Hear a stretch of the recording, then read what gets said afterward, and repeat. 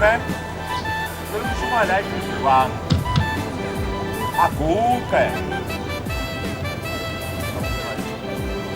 Bese ifunda.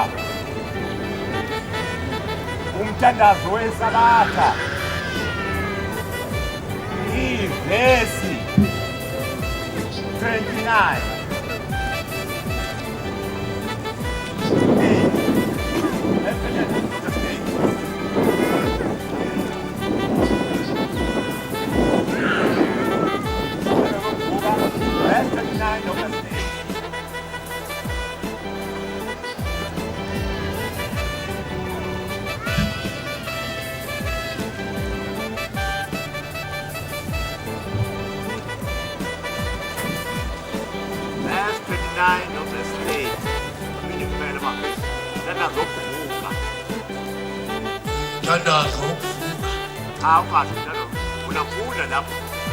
Uma ungumfundisi ukufundisa wena khuthala ukuze abantu babonele kuwe ukuthi wathi uNkulunkulu akusetshenzwe.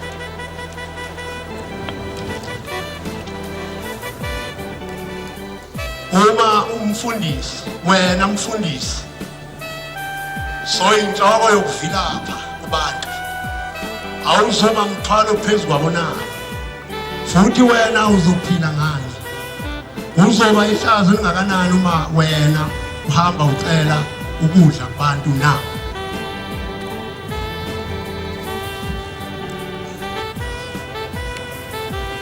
ngibonge Mshwayi elufunda leli vesi lana zokuvuka verse 29 to 30. Asivuli ishawulelo zethu.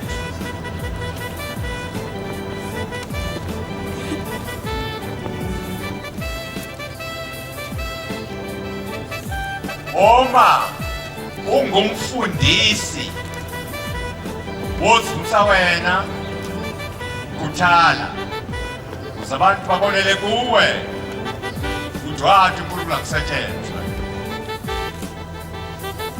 Verse 30.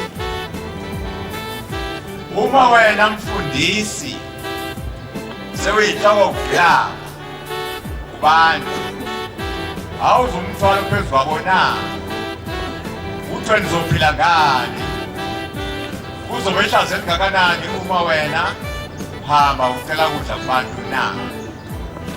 Ngicacisele leli vesi uma ubheka igama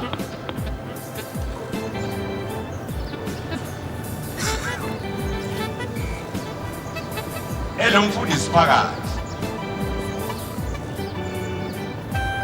lela gama mawulifunda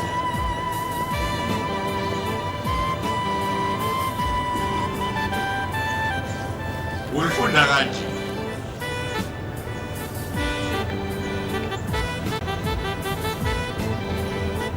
uma ungumfundisi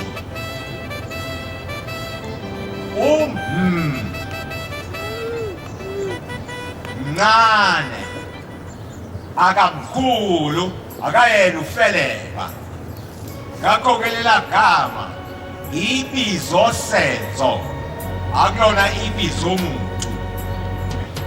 NgesiNgisi it is a noun verb.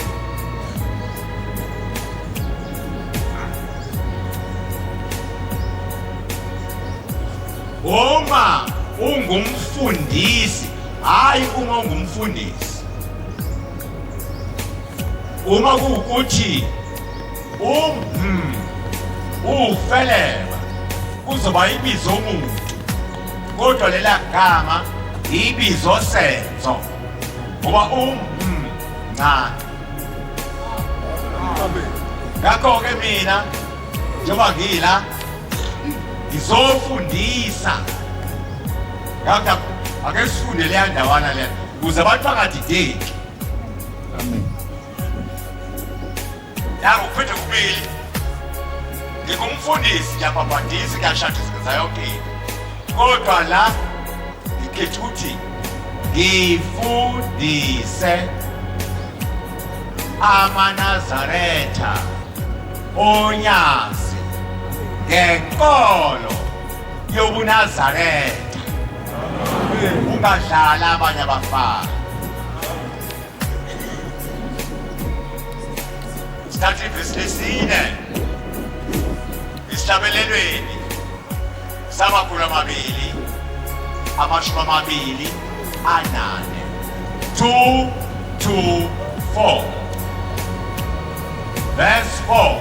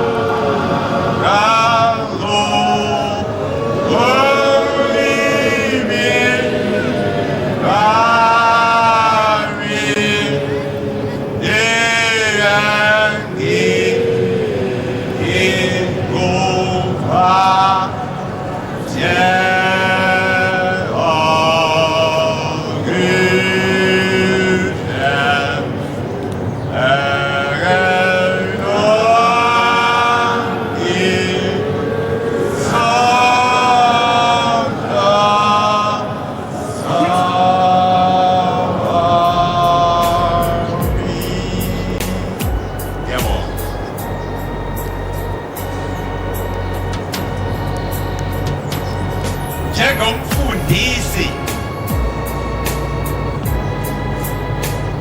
ngizobuza imibuzo la ethempelini. Umubuzo olula nje, angithi sonke samaNazaretha la. Ya, usho lethe kuzoyibuza wazoyiphendula.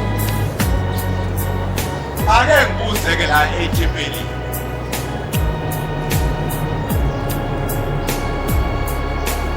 Uma uchaza inkolo yobuNazaretha uyichaza uthini? Uthi ubuNazaretha buyini okuchaza? Njengoba singamaNazaretha ngithi ake uchaze-ke ubuNazaretha njengenkolo uzothini?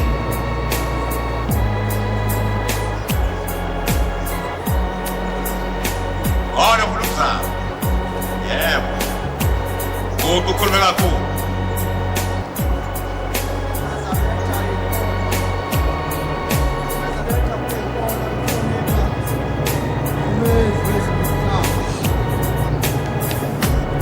Hlala phansi, khona omunye. Ufuna ukuzama?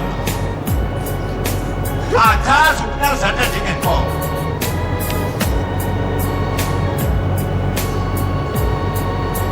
Njengoba singamaNazaretha sonke.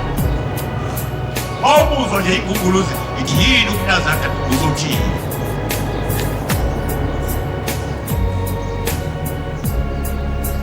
Ngizokuchaza-ke mina ubuNazaretha isifundiso sobuNkulunkulu nokuzibuyisela kuJehova. Mawuchaza ubuNazaretha njengenkolo isifundiso sobuNkulunkulu nokuzibuyisela kuJehova. Avula isihlabelelo sakho. Isihlabelelo samakhulu amabili amashumi amathathu anesishiyagalombili 238.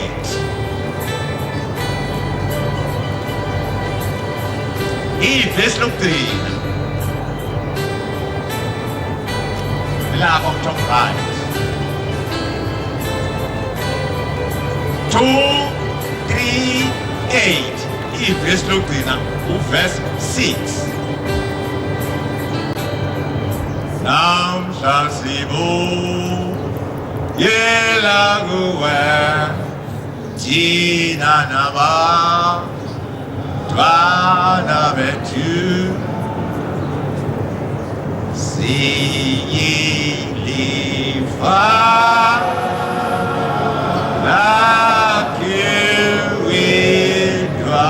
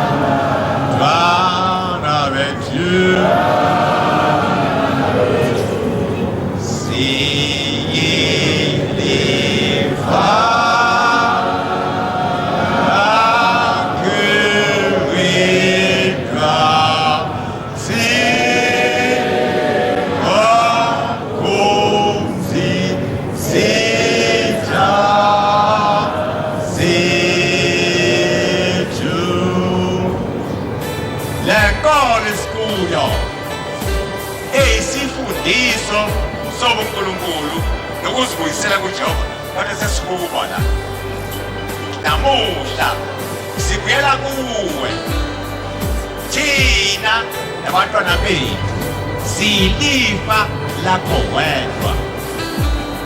Ngeke sikhonze isithathile le nkolo esikuyo inguqunguqu umhlaba yaphenduka sithi ngale eyifundayo i-rotation edala ubusuku nemini. Ngeke uyiguqule, ngeke wenze lutho ngoba wena emhlabeni imili nje. Wayibona inkolo enezinsika, wayibona inkolo enezisekelo zayo. Yawe buza umbuzo ukuthi abaphendukayo la bephuma khona umntakasho insika yenkolo kade ikuyo yazi ukuthatha isikhathi. Abantu bazovele bahobe nje bathi babheke phansi. Kodwa le nkolo esikuyo ewuNazaretha obuyisifundiso sobuNkulunkulu nokuzibuyisela kuJehova unezinsika eziyisikhombisa nezisekelo eziyisihlanu njengenkomo. Zoyibala izinsika nezisekelo futhi ngiyibali, kodwa ngeke ngikhuluma ngazo zonke izinsika eziwu-7 ngingashoni la. Zothatha imbili kuphela enkonzweni yasekuseni ngoba ngibuye ngelinye ilanga ngizoqhubeka. Insika yokuqala ukuzehlukanisela uJehova. Insika yesibili ukuzehlukanisa lezinto uJehova angazithandi. Insika yesithathu ukudumisa uJehova. Insika yesine ukugcina imithetho kaJehova. Insika yesihlanu hlonipha. Insika yesithupha uthando. Insika yesikhombisa ukusebenza okuqondile ukuze uphile. sizoyiphinda futhi. Siyawuqala uzehlukanisela uJehova. Sikayesibili ukuzehlukanisa nezinto uJehova angazithandi. Sikayesithathu ukudumisa uJehova. Sikayesine ukugcina imithetho kaJehova. Sikayesihlanu ukuhlonipha. Sikayesithupha uthando. Sikayesikhombisa ukusebenza okuqondile ukuze uphile. Uzokhuluma ngesikembili lezi ezimbili zokuqala ichaze senze uhlweza. Asikele ngapha ey'sekelweni zalenkolo eyisifundiso sobuNkulunkulu nokuzibuyisela uJehova. Iselo inazo ziyisihlanu. Iselo zakhona sithe kuhluka-ke ziyinamba. Le nkolo isekelwe izinamba. Uma isekelwe izinamba kusho ukuthi le nkolo iseqinisweni ihamba ngeqiniso inobuqiniso phakathi. Ngoba izinamba aziwaqamba ma. Wothi 1 plus 1 uphuma 2 ngeke aphume 3. Abantu bayawaqamba abantu amanga. Le nkolo-ke isekelwe izinamba. Ziyisihlanje kuphela. Yazi ngikhuluma nabantu abahlakaniphile la okhepha uqhubu lwabo iqheka ikhono. Bazothi emakhanda abo ufika kanjani u5 uthi namba ziyisihlanu. Ubekeleni u3, ubekeleni u7, ubekeleni u10, ubekeleni u20. Ufika kanjani u5 isochaza awuvula isabelelo sakho.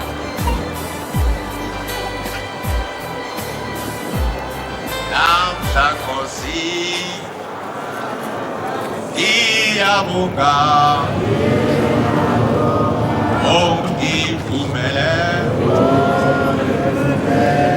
ngize kuwe yazidla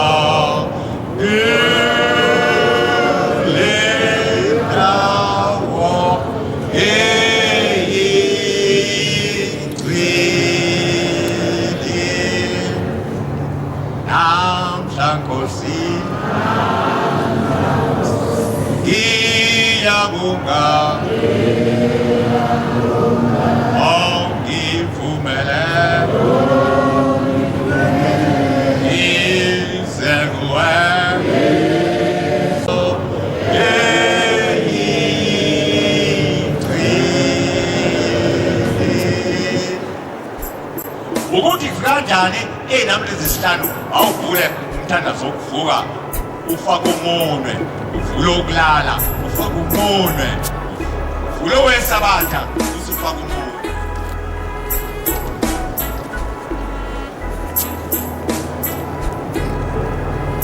Umthandazo wokuvuka bese ubheka uverse 9. Kokulala ubheke uverse 12. Kowesabatha ubheke uverse 11. 9, 12, 11.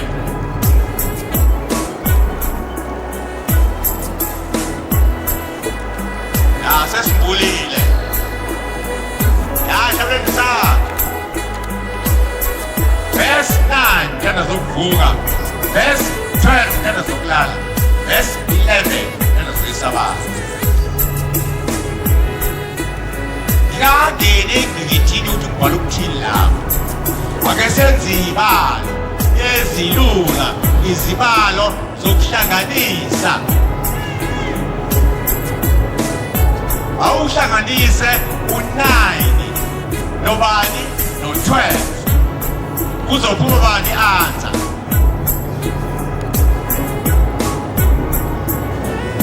9 plus 12 phuma bani?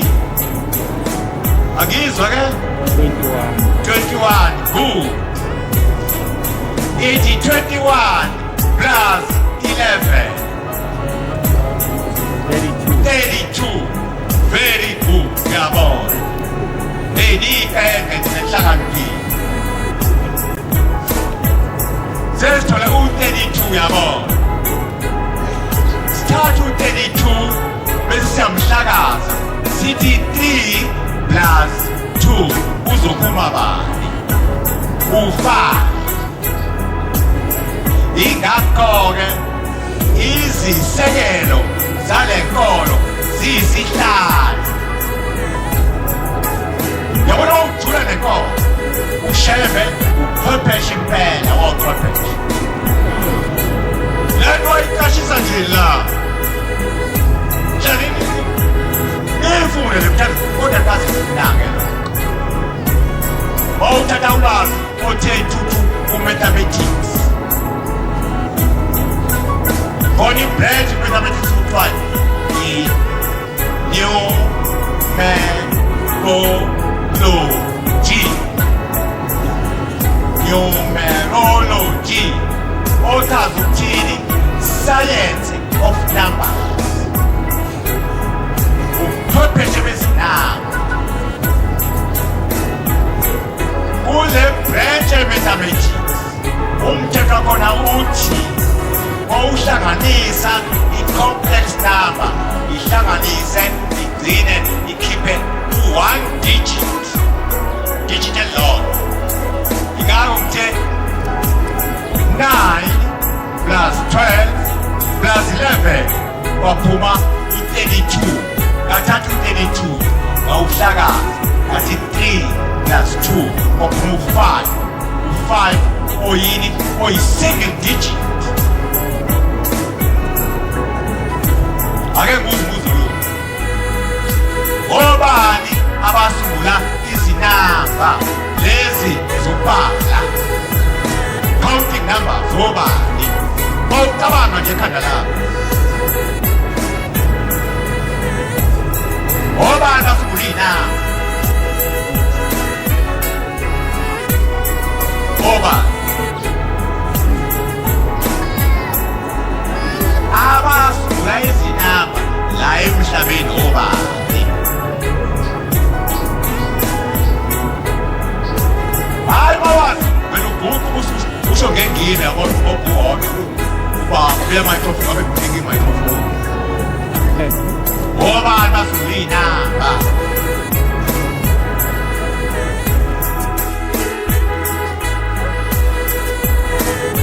Ngizwa kahleke mawuthi abaseGibhithe usho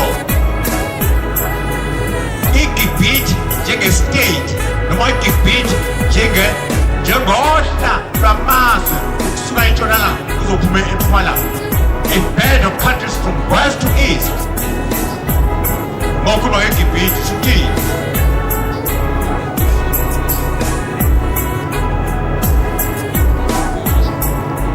Ancient Egypt. Ehlukene kangaki ancient Egypt?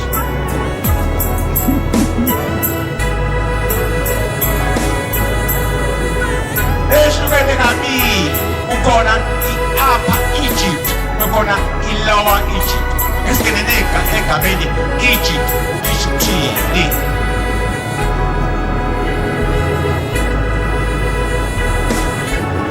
Igama elithi Egypt liqhamuka egameni lesi-Greek Aegyptos,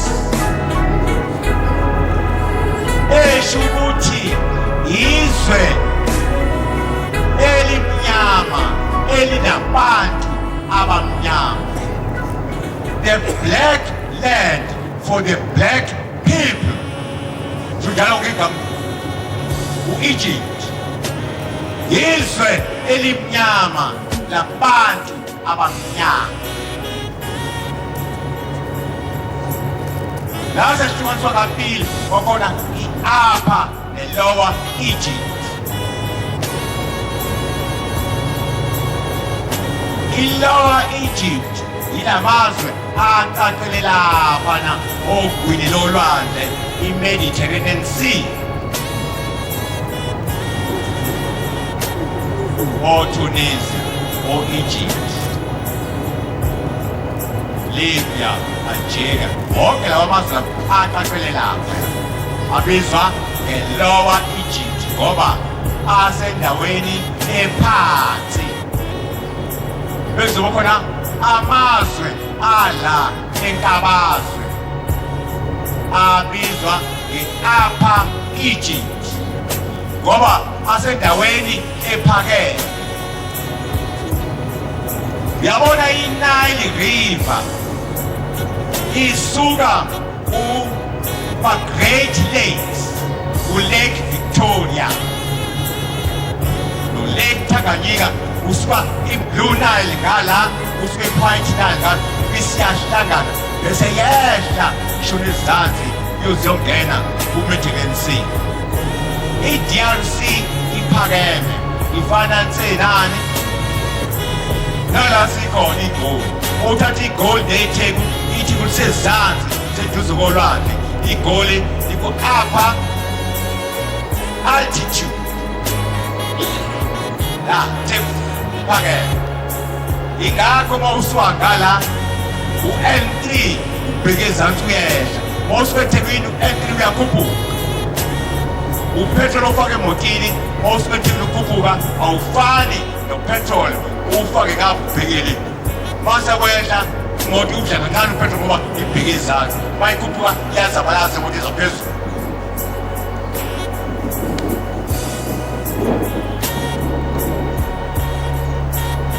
Abantu-ke abasungula izinamba abantu abala ku-Upper Egypt,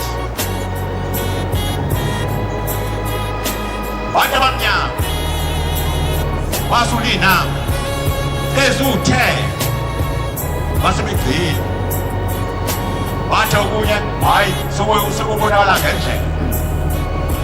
Kwawu-1, kwawu-2, kwawu-3, kwawu-4, kwawu-5, kwawu-6, kwawu-7, kwawu-8, kwawu-9, kwawu-0.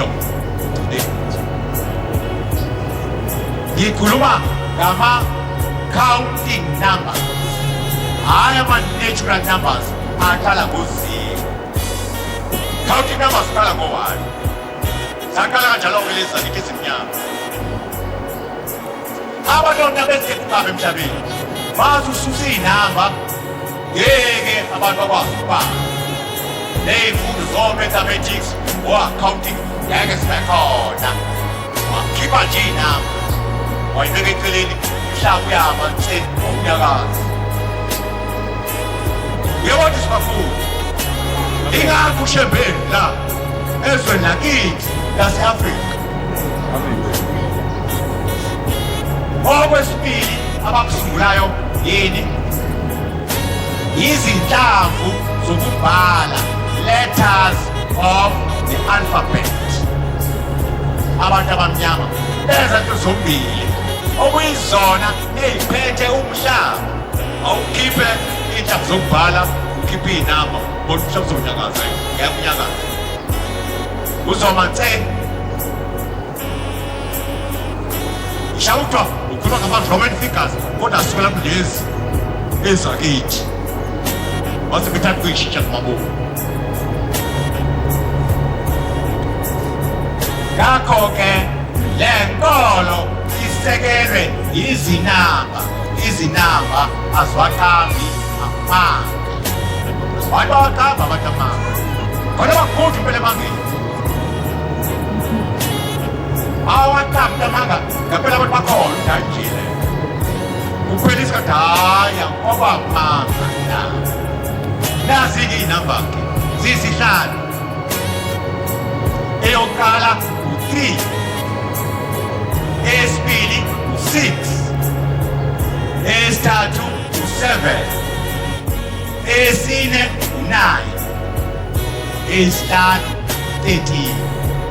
Zihlanu iy'namba ezisekele le nkolo eyisifundiso sobuNkulunkulu nokuzibuyisela kuJehova.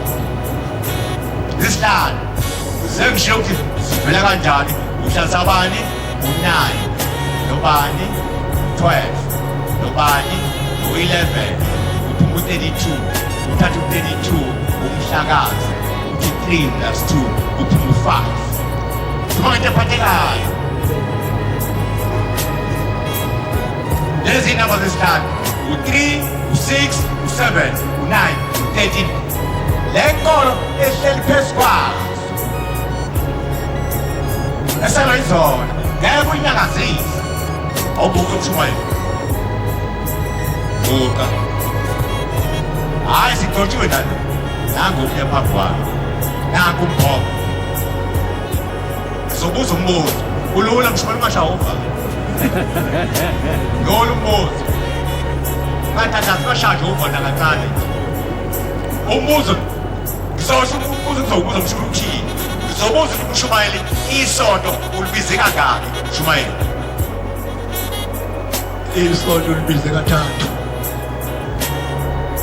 wadlala u-3 ngakithi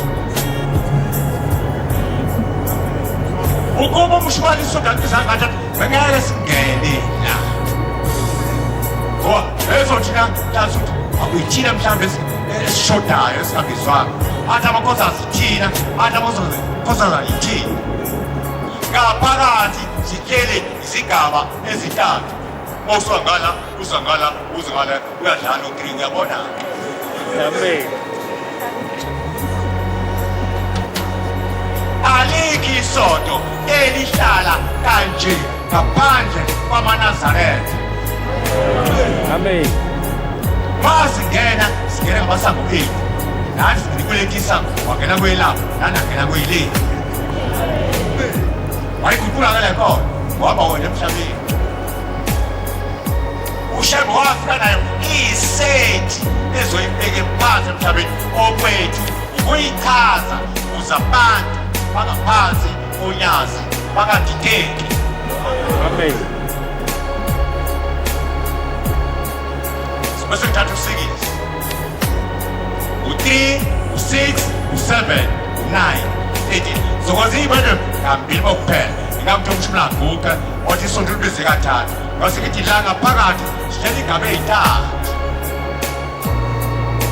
nasezulwini mawushona ungena esangweni lohlobo lwakho mawuyintombi yongena khona intombi mawuyinhlasuthi ungena khona inhlasuthi mawuyinkosikazi ufisa kulamakhosikazi ungene kulona ngene kwelabanye ingakho-ke inkolo yobuNazaretha iyisifundiso sobuNkulunkulu nokuzibuyisela kuJehova ukuba sifike ezulwini siyadithiza Amen.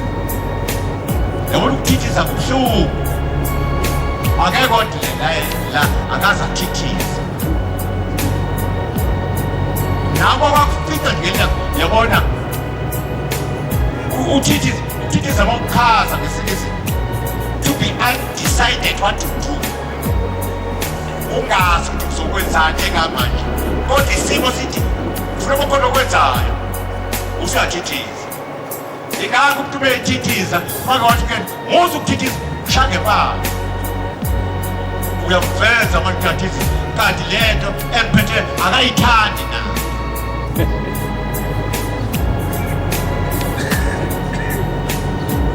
namba yesibili usikisi uzofunda umshumayeli sidotshwe naye umshumayeli kuka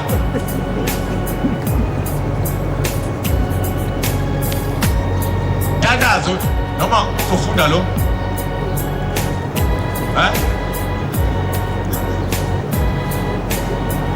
tandazo yesabatha umshumayeli verse 25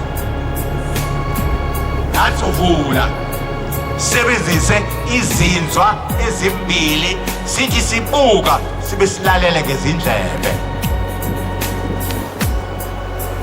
ema-ke zokuthetha zokufunda verse 25 Shumayeli tandazo wesabatha umusho wokugcina nangubhoko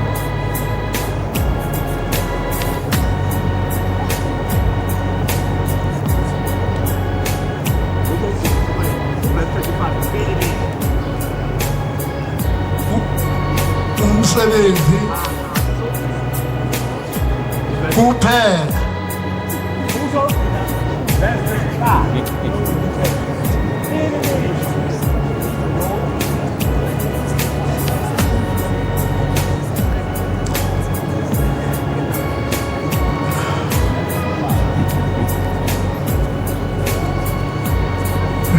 kungumthetho wokuthi uyosebenza izinsuku eziyisithupha kuphela. Amen. Wangena usikisi ubhalwe phansi.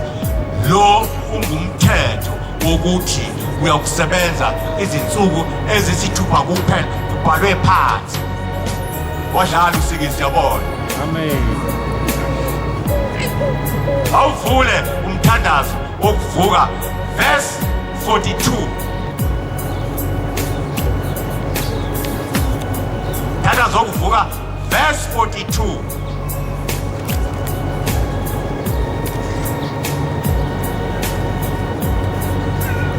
Zofunda wena ububuka. Mthandazo wokuvuka verse 42. Uma ulwaphula olunye kulezi ezisithupha, wadlala usikisi, ubhalwe la. Uma ulwaphula olunye kulezi ezisithupha, okuthiwe ngalena umthetho, wasengena usikisi, uyabona. Ngishilo nge-7. Mthandazo weSabatha verse 26. Mhlawumbe sakho sivule. Mthandazo weSabatha verse 26.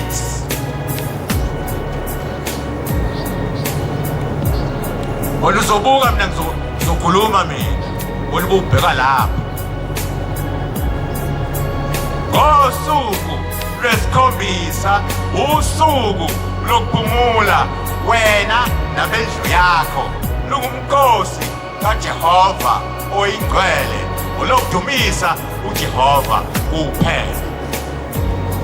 Nanku umbuzo, usuku lesingaki namhlanje? Usuku lesingaki namhlanje? Usuku lesikhombisa. Wadlala u7, yabona.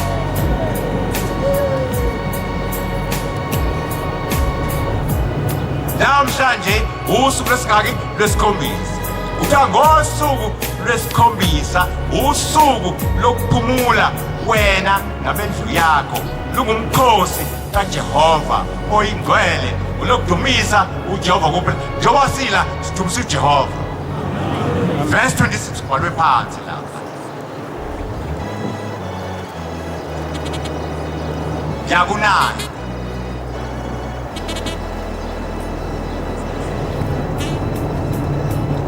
awuguqe wena bufuna ukuthandaza.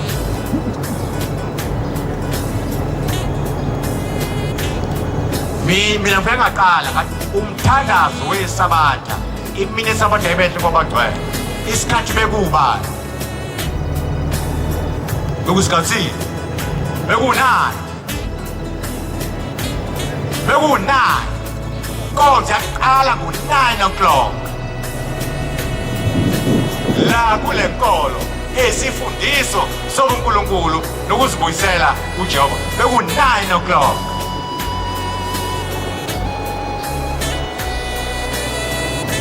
Sibone sesibili.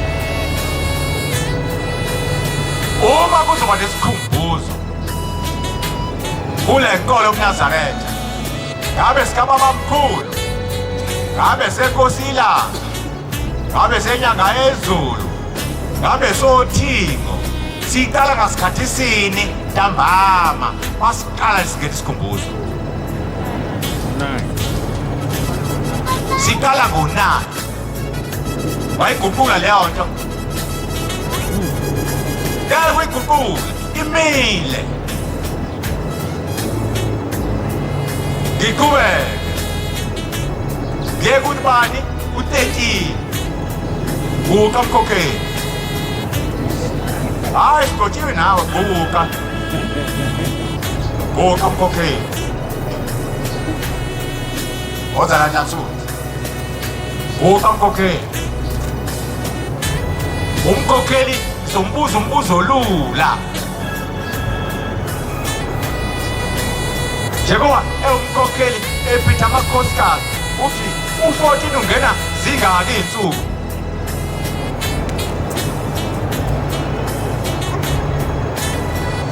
zingena zu-13.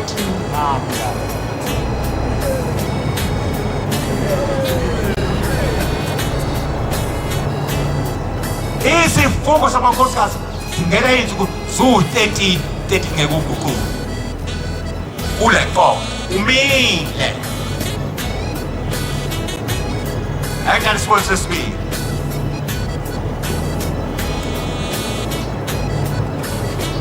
tshengisa u-13 ukuthi uqhamukaphi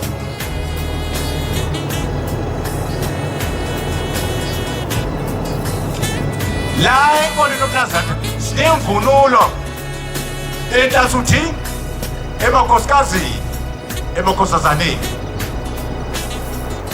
amakhosazane anemvunulo isiyonke ewu-7 wadlala futhi 7 uyabona Amen. wanemvunulo ewu-7 lapha eyokugcina ilena efana nomNazaretha ende ube umjafete enokhololo phezulu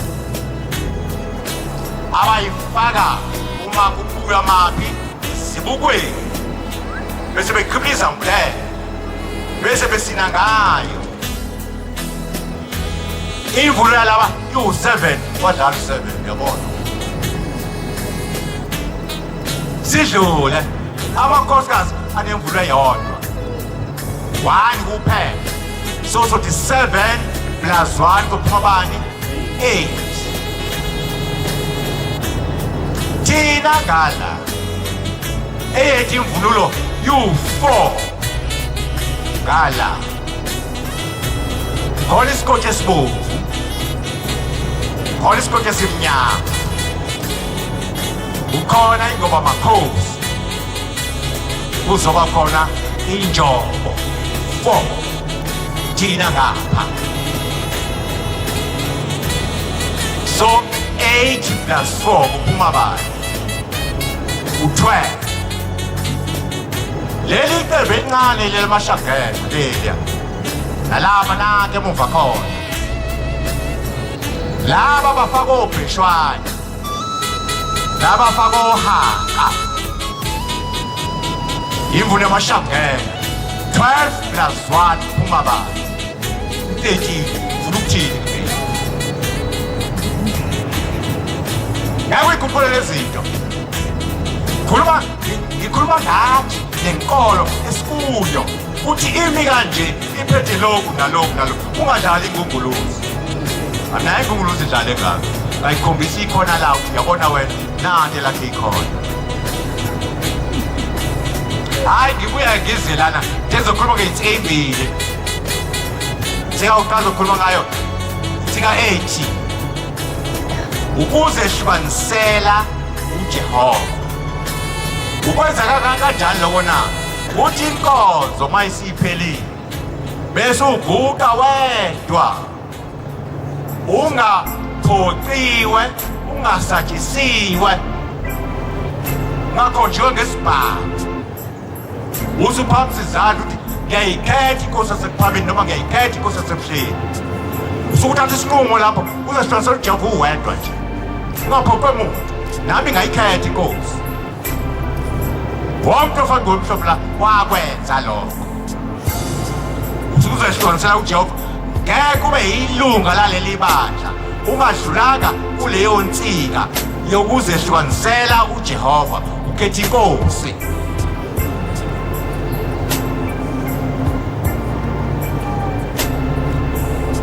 mawusuyikhetheleke inkosi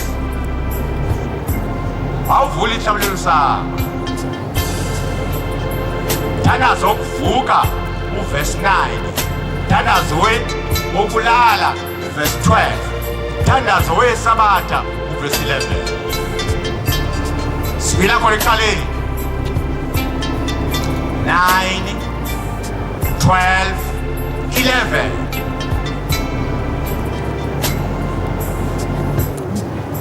kulama verse mathathu kunomusho obhaliwe ngokufanayo oqala ngo-K ugcine ngo-O ofunda kanje khumbula ukuthi namuhla wenze isivumelwano noJehova uNkulunkulu wakho sokuthi uzohlala endlini kaJehova kuze kwesikupheleni kwezinsuku zakho. U9 ufunda kanjalo, u12 kokulala ufunda kanjalo, no11 kowesabatha ufunda kanjalo. uShebe wayazi ukuthi abantu noma sila emhlabeni nje siyakhohlwa. Ingakho ingane ezifundayo zifunde kuqala unyaka kuzo noma seziyobhala isivivinyo sokuthi adlulele umuntu eklasini elilandelayo. Uthisha wesifundo ngesifundo abesenza lokuthiwa yini ukubuyekeza i-revision bengakabhali isivivinyo esobadlulisela eklasini elilandelayo abese iyarevisa nabo abuyekeze nawo umsebenzi wonyaka wonke. noShebeke wenze njalo. Emdalo zinokuvuka walibhala leli verse lunumber 9, kokulala walibhala lunumber 12, ngowesabatha walibhala lunumber 11. Ilona lodwa elifanayo kodwa umfuthi ungithi unamanga homework yakho abombe ukuthi ikhona nelinye. Khumbula ukuthi namuhla welwano noJehova uNkulunkulu wakho sokuthi uzohlala endlini kaJehova kuze kusekupheleni kwezinsuku zakho.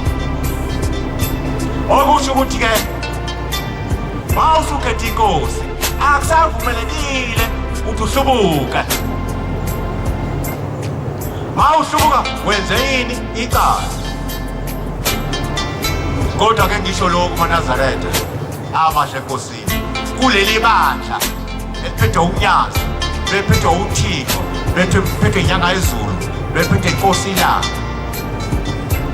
Nkosana yakusho lokhu yathi kuleli bandla likhona ilungelo lokuhlubuka. Ofuna ukuhlubuza nje hayi inhliziyo ayisavumi kahle, angayihoshi uhambe. Kodwa ukuhlubuka usuweza izivumelwano noNkulunkulu wakho kunemigomo imibandela, terms and conditions. Hayi ke kuyazi ukuthi esikoleni hayi kakhulu kunemigomo imibandela ukuhlubuka kule nkolo usuyikhethile inkosi. Inkosi yasho lokhu ithi angiphathe lesihlabelelo ngithi ladies first. Nathi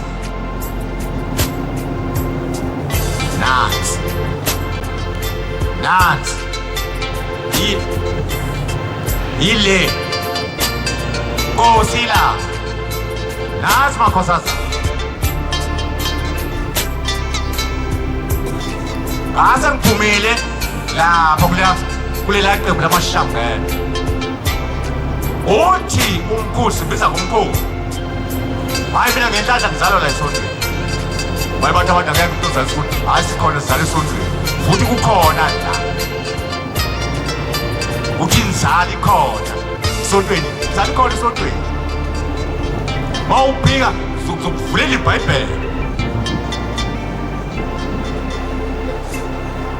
Nami uma okuzalayo wayifaka lenansuka eblue efakwe inanga amanyoliwe. Nami ngancela ebeleni kama ngaphansi kwale nansuka le. Ngizalwe intombi ka25 eyaswa ngadla yawelela ngadla yasifaka le nansuka. Uthi-ke umkhulu umbandela nomgomo wokuhlubuka yilo. Yabona masuke ebuhleni noma sasa sisuke ephakameni siya entabeni endleleni ukhona indunduma yamatshe kuthiwa isivivane. Uthi-ke umkhulu ma usufuna ukuhlubuka, 1 obala iminyaka ukholwa la. Ma usino-20 years uzuzwa sekuthi hlubuka, usuyahamba uyalapha esivivaneni kuleya nqwaba yamatshe, bese uyawandiliza la manje ukhiphe awakho awu-20 oku-20 years. Wathatha lo munye wathathwa abeke laba ey'nqwaba la, bese kuthi inkatha oyithandile wasubeka lelitshe ekhaya ngaphambi kwento esivaneni, usuyayithombulula nayo ihlukana utshani, usithi wena litshe number 1 ugugusheke nawo, wena ngakuthathana utshani engakuthanda ngabenza inkatha ngabusiphula kulesi sidindi nalesiya nalesiya. Uqede ngitshela ukuqala lelesibili lelesithathu azaphelela amatshe akho onke ngokuno-20 years amatshe awu-20. Uthi ukwenze lokho ngempumelelo usungaphuma uhlubuke. Kunemgomo nemibandela uhlubuke la, awuvele uphume njena uhambe. Mawuphumaba bekutala uNkulunkulu awuqedileke ukukhwela entabeni endakazi njengathi aphendwayo sekugunyaza ukhuphukele lapha naphezulu maphi eKenani nakho lo lesivivana wenze same thing, thaphela wamatshe ukhiphe lakho uso hayi wena ngakuxoshana usukwenze kahle wakuphumelela ungahamba kuleli bandla usho inkosi lapho. Ngoba kokuqala wena wenze isivumelwano noJehova uNkulunkulu wakho sokuthi uzohlala la endlini kaJehova kuze kuphele insuku zakho. Mawuvisandla lesi singapheli-ke ukuphuma nansi imigomo nemibandela ozofuneka uyifeze kuqala. Baye bathi abantu shumaye nawe ukhokheli amaNazareta akhuluma ngale nganekwane yabo kaShembe abafundi iBhayibheli. Baye basho njalo babedelela la ngaphandle. Hayi-ke sigawule zabekwa namhlanje. Awuvule iBhayibheli Deuteronomy 23 verse 21 to 23 usafuna.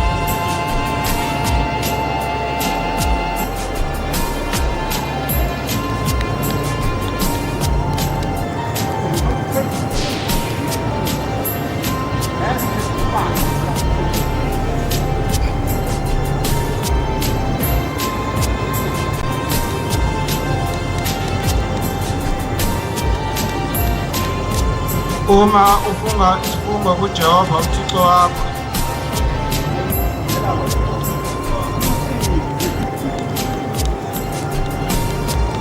uma ufunga isifungo kuJehova uThixo wakho,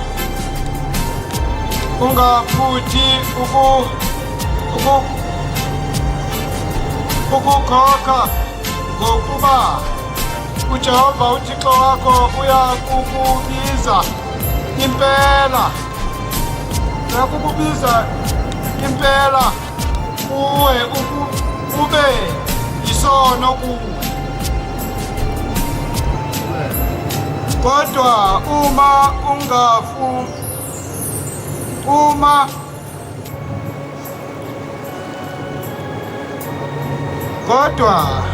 uma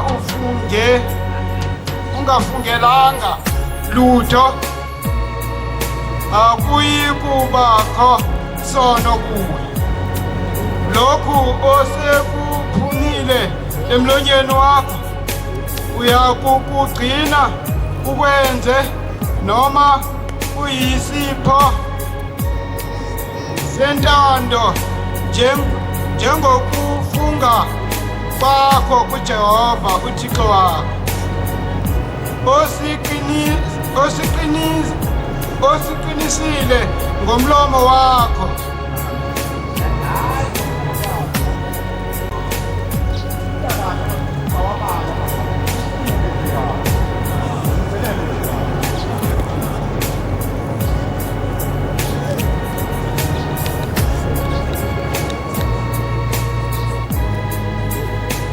Uma ufunga isifungo kuJehova uThixo wakho,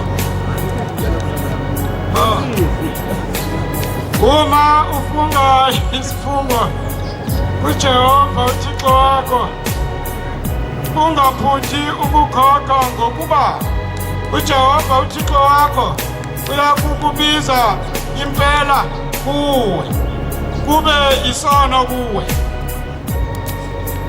Kodwa uma ungafungelanga lutho, akuyi kuba khosono kuwe.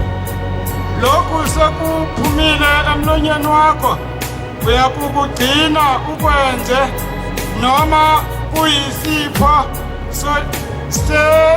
kuyisipho sentando, njengokufunga kwakho kuJehova uThixo wakho, osiqinisileyo ngomlomo wakho.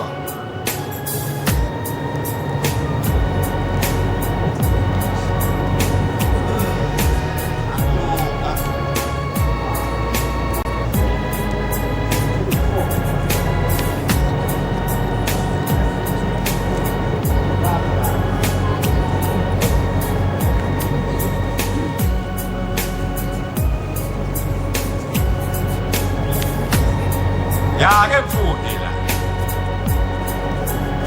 Deuteronomy 23 verse 21 to 23 ifika kanje. Uma ufunga isifungo kuJehova uThixo wakho, ungaphuthi ukukhokha. Uma uJehova uThixo wakho uyakubiza impela kuwe, kube yisono kuwe. Kodwa uma ungafungelanga lutho, akubakho sono kuwe.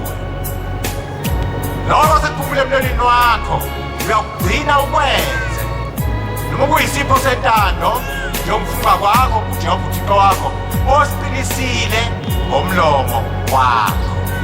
Ingakho-ke uShembe ebhalile umthandazo wokuvuka, ukulala weSabatha, okufundeka kanje 9, 12, 11. Khumbula ukuthi namuhla wenze isivumelwano noJehova uThixo wakho sokuthi uzohlala endlini kaJehova kuze besekuphela kweinsuku zakho. Lokhu kwenze uwedwa, ungaphoqiwe. Uma ungasakufezi ubeke isono uNkulunkulu kuwe. Joshua 24 verse 15 to 16.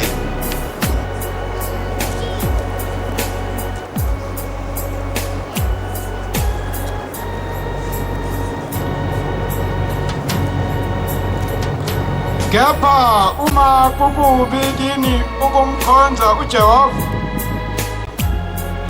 khethani namuhla yena eniya kumkhonza, noma oThixo abamkhonzayo oyihlo abangaphesheya komfula, noma oThixo bama-Amoni enihlezi ezweni lawo.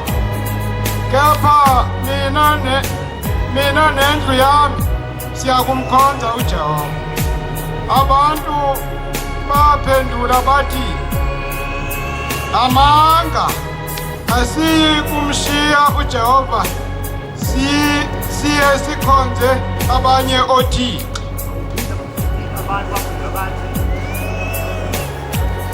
Abantu baphendula bathi, amanga,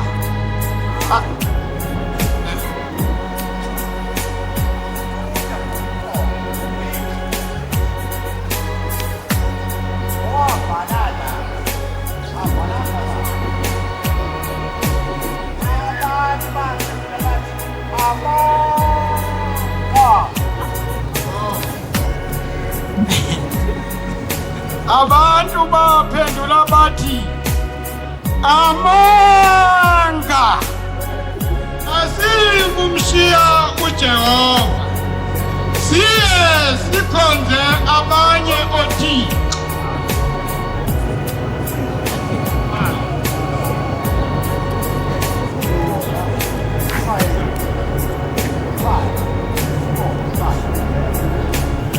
Le ndaba le kaJoshua babe baningi abantu basithi abantwana bakwa-Israyeli kwakunendlala lapha ePalestina, eGibhithe kunenala, besuka ngalena bazothenga ukudla ngala. Bathe besuka abafowabo bakaJosefa bezothenga ukudla la. Angizeyilanda indaba kaJosefa niyayazi. Ekugcineni wayesethi uJosefa wayephethe lapha prime minister, second in charge, uFaro phezulu. Wayesethi lalelale abanlanda ubaba ekhaya nodadewethu noma kwenzohlala la. Basibalandela-ke abanye bafika eGibhithe bewu-70, bazalana eGibhithe baze baba u-3 million igidi ey'ntathu. Ngesikhathi uMose esebathatha esehamba babe yigidi ey'ntathu, babaningi lawo bantu. Ingakho ngithe ofundayo angathi amanga, cha, ngoba kwakusho abantu abaningi bathi amanga. Le ndawo abantu ababekuyona ndiyayazi, sithunywe inkosi uThixo phesheya kwey'lwandle. Ngeshwa sengisele ngedwa, sasiwu-5, washona u-3, wahlubuka sele ngedwa ebuhleni. Le ndawo yazi kahle babe sakuwela iJordan, ngaphambili kunedolobha elikhulu kuthiwa iJerikho. Kusemfundeni la baxoxa khona uJoshua owalandela uMose. uMose esefile wasendwatshwa entabeni zakwaMowabi. Usiyababuza-ke uJoshua uthi, uma kukubi kini ukumkhonza uJehova, khethani namuhla eniyakumkhonza, noma oThixo oyihlo ababakhonzayo abangaphesheya komfula, noma oThixo bama-Amori enhlelezini labo. Kepha mina nendlu yami yakumkhonza uJehova. Wase thatha isinqumo uJoshua yedwa, yena nendlu yakhe. Wase bephendula abantu bathi abantu amanga lawo ashona, ngeke simshiye uJehova. Yini ababuza uJoshua na? Wayebone kade behlukumeza uMose, bemthuka, bemhlahloza ngenkulumo, bemhleba, begila yonke imikhuba lebayithandayo. uMose waze wahletshwa, abashiyelana naye imele kunina. Wahletshwa udadewabo uMiriam, wahletshwa umfowabo uAroni,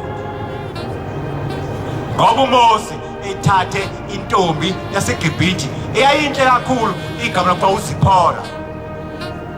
Ayengafunda ngayo, kuthiwa wayazi abonakala umuntu emhlabeni wesifazane omuhle kanje, emile uproportional, yabona nje,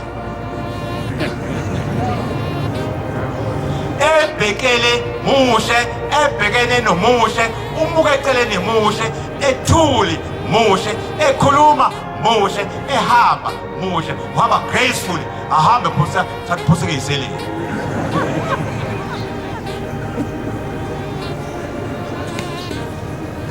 Base beyamhleba lapha uAroni noMiriam. Uyabona-ke kwawuyinhlakusuku, wathatha intombi, wakhetha intombi. Uyayithanda wena, odadewenu azoyisho wathi hawu kodwa ubhuti wenzani hawu usilethela indlovu yosithe sineswapha lomuntu yabo wathi awubheke ngathi intondolo imphezu kwentshe basho ukakho wona ubona kangakubona ngakonke noma kuthiwa intondolo imphezu kwentshe lo muntu unemcondo yabona awubona ngamcondo unabona ngalo ubona intombi nje wayishela wenelise laba bamhleba laba noMose bamhleba-ke bemhleba intombi yakhe kanti uNkulunkulu ulalela Mose wayigcotshile wayesebehlisela ukulephera leprosi kusuka phansi ematheni onya ukushaya isihloko sonwele kwaze kusasa bemhlophe hu wasike kuya kubuza hawu udadweni umfowenu sebengene ukulephera kodwa waphuma ekhaya sebehlala ngaphandle wasedabuka uMose wase uNkulunkulu obacela intethele wathi